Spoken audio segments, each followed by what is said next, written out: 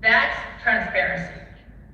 And South Korea may need that level of transparency. So, there are other things that can be done. I mentioned earlier about the NEC releasing the source code, and as well as the schematics and details of the voting machine. That is something else that needs to be done. They also need to remove the USB ports, because again, there is vulnerabilities. And of course, the investigation needs to occur overall, but let's just say that's something we desire, and we're still waiting for that to happen. One other thing that I'd like to point out is the behavior of the National Election Commission. It really should change its culture. I know that former Representative Min, he was one of the victims of this. The NEC really should change its culture from secrecy to transparency. It needs to change its culture from disrespecting the citizens and treating them like criminals to one that is accountable to the citizens, the one that works for the citizens. Free and fair elections is one of the pillars of liberal democracy. So it's important to restore this lost trust in the election process and the system if South Korea is to remain a liberal democracy. Thank you.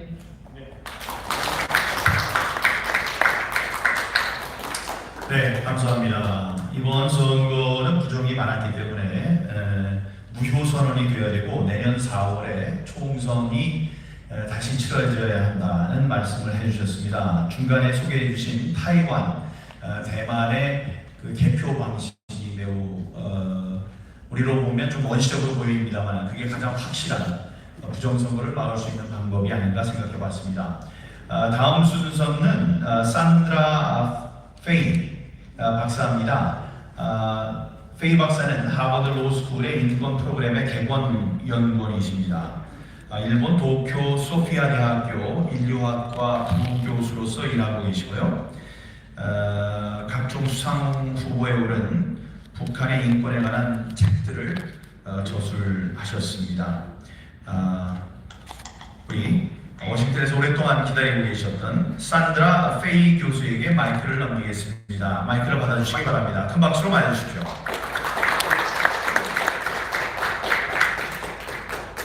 안녕하십니까. 초대를 주셔서 대단히 너무 감사합니다. 제가 지금부터 영어로 말하겠습니다. So welcome and thank you. I trust we are all here today to learn about how to rig an election. There are many ways to rig an election. Ballots can be stuffed. Opposition fighters can be arrested or disappeared. You can intimidate supporters of the opposition.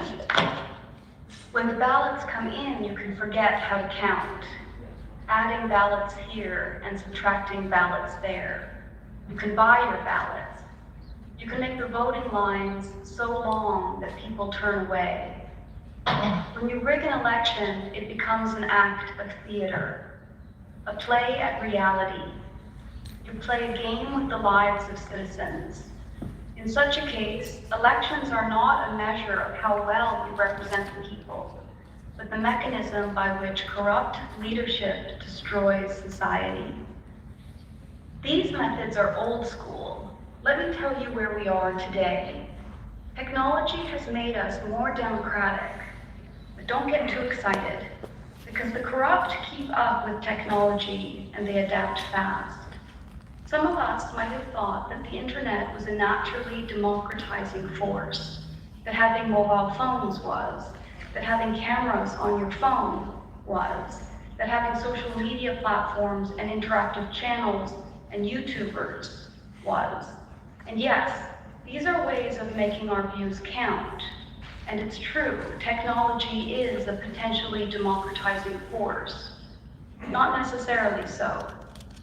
In fact, maybe it's possible to say that technology is inherently totalitarian, that unless we bring it to heel, like a wild dog, it will turn master. Nowadays, there are savvy, subtle, and invisible ways to ruin a country. What I'm talking about is how you can take down a country without firing a shot, without bloodshed. Ironically, the power comes through invisibility. Stealth makes this technology. To those of us living our lives busily day to day, we may not think of such things. It may sound like science fiction. The notion that foreign governments would try to usurp power or undermine leadership with teenagers in dark basements on laptops. It might seem laughable. To talk about bots, troll farms, and hackers chipping away at democracy may sound conspiratorial, but it is not conspiracy. Russia, China, and other countries use bots, troll farms, and a range of algorithms to warp news stories, to create ersatz civil societies, to manufacture a world that warps reality for consumers on social media, such that up is down. The following groups have shown that this is happening.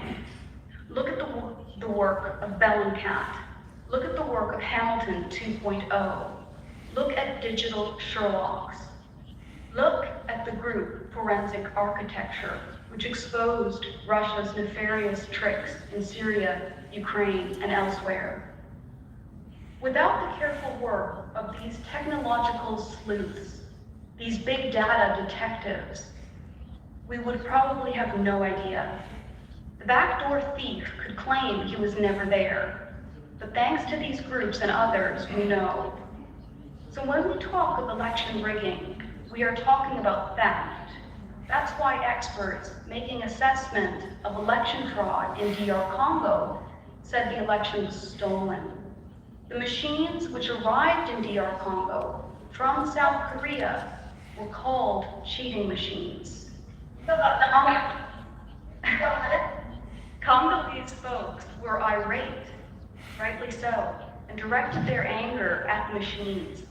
7,000 of them were torched. In South Korea, those putting these machines into employment are said to have used software and big data that seem to have been test-driven in other landscapes successfully. Leading up to the April 15, 2020 election, the private data of South Koreans was provided to the Chinese company Tencent. And in turn, this geographic and demographic information was used to model the fraud. Statisticians have tested the data set of information available about the election, and the findings triggered several indicators that fraud did take place. And many in South Korean media are just now beginning to talk about it. Some of the stories are as follows. Votes from one district were found in another. More votes were cast than registered voters in South Korea. Voting machines were not supposed to be able to communicate with each other or be USB accessible. They were. Cameras were supposed to observe the machines, but none were present, and so on. What happens when people fear that an election has been stolen? What does it do to a democracy to have a rigged election? It erodes trust in democratic processes. Media and politicians need to take the lead. As the fifth estate, media need to check and investigate. International media need to monitor. Rights organizations need to inquire and uncover what happened. Guilty parties need to be held to account, and trust in democratic processes will then be restored. Thank you for listening to me. 네, 감사합니다. 예, 감사합니다. Thank you. 예, 마지막에 역시 이 주동자들 이번 4.15 부정선거를 계획하고 실행에 옮긴 이 당사자들은 책임을 져야 한다. 그들에 대한 벌이 있어야 한다. 그래야만 민주적 절차에 대한 신뢰가 회복된다. 이런 말씀 해주셨습니다. 이제 우리 순서의 3분의 2가 지나갔습니다. 지금 순서가 조금씩 밀리고 있죠. 네, 미국에서 하시는 말씀도 그렇고 여기서 하시는 말씀도 그렇고 너무나 귀한 말씀들을 해주셔서 제가 중간에 끊기가 참 어렵다는 말씀을 드리겠습니다. 자, 다음 순서는 안동데일리 조충렬 대표입니다. 명지대학